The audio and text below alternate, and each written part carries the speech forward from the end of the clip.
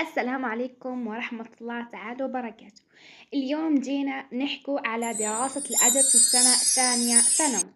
المادة اللي فيها شوية حفظ وشوية تفكير، لكن في الأخير هي فرصة باش تبرزي فيها وتتفوقي فيها. إذا كنت تحس إنه الأدب صعيب أو ممل، هذا الفيديو راح يغير لك الفكرة. مع بعض راح نكتشف كيف نخليه الدراسة أسهل وأمتع، والأدب يكون أسهل المواد. خليكم معايا وبإذن الله راح نكونوا دايما في الطريق الصحيح. أول حاجة، الأدب في السنة الثانية ثانوي يشمل الأدب العربي والبلاغة. يعني راح تكون عندنا 3 حوايج، صافي أسئلة الفهم الفكري، وعندنا اللغوي، وعندنا الوضعية. عندنا وش راح نزيد وش حنقراو فيه؟ راح نقراو الشعر والنثر، إما حيكون السوجي فيه شعر أو نثر. وراح عندنا الأساليب البلاغية اللي فيها التشبيه والاستعارة والجناس.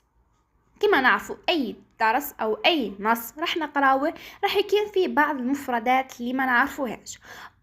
راح نوجه نصيحة، واللي هي لازم تفهموا هذوك المفردات. قادر يطيح مفرد فيهم في النص هذاك وما تفهمهاش انت وما تذكرهاش، صافي ننوه لهذه النقطة. ثاني حاجة هي لازم تفهم المعنى العميق للنص، وش لازم تستخرج القيمة منها.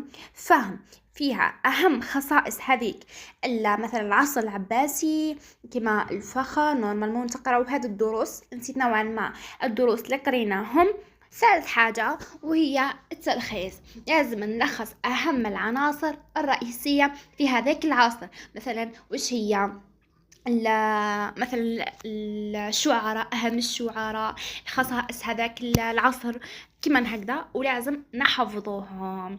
خاصة أسماء الشعراء، قادر في الوضعية يقول لك اذكر لي مع ذكر الشعراء مع ذكر خصائص هذاك الشعر.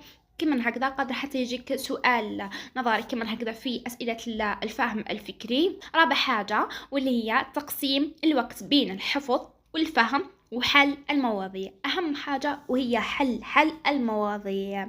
لازم تحلوا باه تتمرنوا على طريقة الإجابة أولا، ثانيا على كيفية التعامل مع الموضوع. يعني من درك حتعلم انت باه يجيك السوجي في الاختبارات راح يكون عليك سهل، ومن درك ما انك تتعلم حاليا راح يسهل عليك في عام البكالوريا.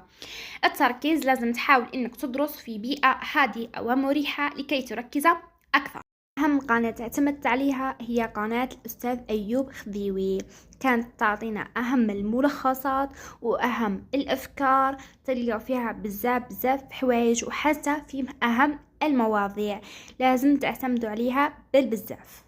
حبيت نوجه فكرة بالأدب هو ليس مجرد دراسة للنصوص برك، بل هو نافذة لفهم التاريخ والثقافة، ويعلمنا كيف نفكر ونحلل النصوص ونستكشف معانيها. به تعرف من درك باللي الأدب مش شرط انك تطلع، هي صح تطلع بهمي، تحاول تسعى على الأقل ثقافة عامة. وفي الأخير نقول لكم باللي دراسة الأدب في السنة الثانية ثانوي هي فرصة كبيرة لتطوير مهاراتك في التفكير والتحليل. صحيح إنه المادة تحتاج إلى شوية وقت، لكن مع التنظيم والتخطيط تصبح دراسة هذه المادة ممتعة.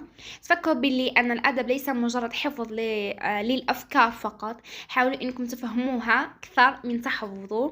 تذكروا أن النجاح في هذه المادة سيزيدك من ثقتك ويفتح أمامك آفاقا جديدة. مع كل نص ستكتشفون جانبا جديدا من الثقافة والتاريخ. ولا إذا استفدتم من الفيديو لا تنسونا الاشتراك في قناتي لتبقون على اطلاع بكل جديد. إذا كان لديك أي استفسار أو تحتاجون لأي مساعدة في أي موضوع اتركوا لي تعليقا وسأكون سعيدة بالإجابة. بالتوفيق للجميع ودمتم ناجحين.